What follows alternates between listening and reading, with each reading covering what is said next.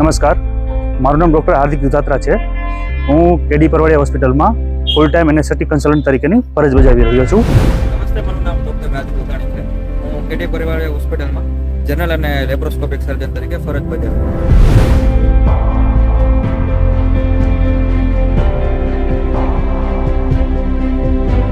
કેડી પરવાડિયા હોસ્પિટલમાં આપણે રસિકભાઈ ડોલરિયા કરીને એક એજેડ પેશન્ટ આવેલું હતું.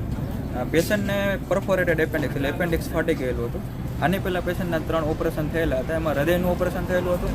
ઓપરેશનમાં હૃદયમાં એમને બાયપાસ કરેલું હતું. એના સિવાય ડાયાબિટીસ અને બીપીની બીમારી હતી. હવે પેશન્ટ જે છે એ આપણે ગોંડલમાં, રાજકોટમાં બધી જગ્યાએ ડૉક્ટરોને મળીને આવ્યું.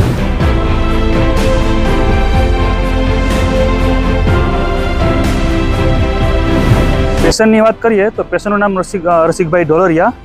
મારા પરમ મિત્ર એવા રાજ ગોધાણી સાહેબ, સર્જનનો કોલ આવેલો કે આવું પરફોરેટેડ એપેન્ડિક્સ એટલે કે જેને એપેન્ડિક્સ ફાટી ગયેલું છે એ પેશન્ટ ઇમરજન્સીમાં આવેલું છે અને એને ભૂતકાળમાં હૃદયની બીમારી છે, એટલે તમે એકવાર બેહોશીના તરીકે તમે એકવાર ચેક કરી લો. જ્યારે પેશન્ટને ચેક કરવામાં આવ્યું ત્યારે ખબર પડી કે પેશન્ટને 2017માં બાયપાસ સર્જરી કરાવેલી હતી. 3 નળીઓ હૃદયની બ્લોક હતી.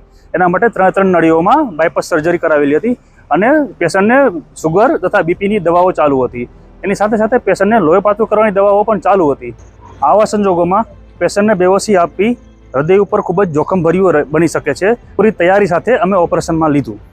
ઓપરેશનમાં લીધા પછી પેશન્ટનું હૃદયના જોવા પ્રમાણે અમે બધી તૈયારીઓ સાથે અને સર્જન સાહેબની સાથે પૂરેપૂરી વાત કર્યા પછી, ડિસ્કશન કર્યા પછી અમે ઓપરેશન થિયેટરમાં લીધા પછી એનેસ્થેસિયા આપ્યા પછી જમણી બાજુ ચેકો મારીને આપણે એપેન્ડિક્સનો જે ભાગ હતો, જે ફાટી ગયેલો તે ભાગ સુધી પહોંચ્યા.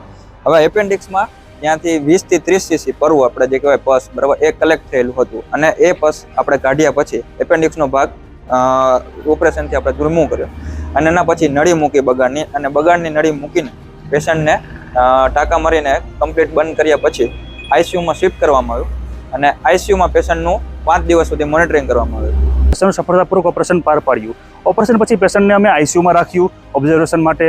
બધી દવાઓ હૃદયની જે પ્રમાણે ચાલુ હતી એ પ્રમાણે હૃદયની દવાઓ ચાલુ કરાવી.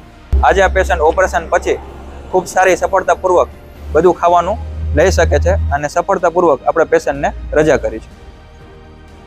તો આવી જોખમકારક પરિસ્થિતિ, બીમારી અને ઓપરેશનો માટે કેડી પરવાડિયા હોસ્પિટલનો અવશ્ય સંપર્ક કરો. આભાર.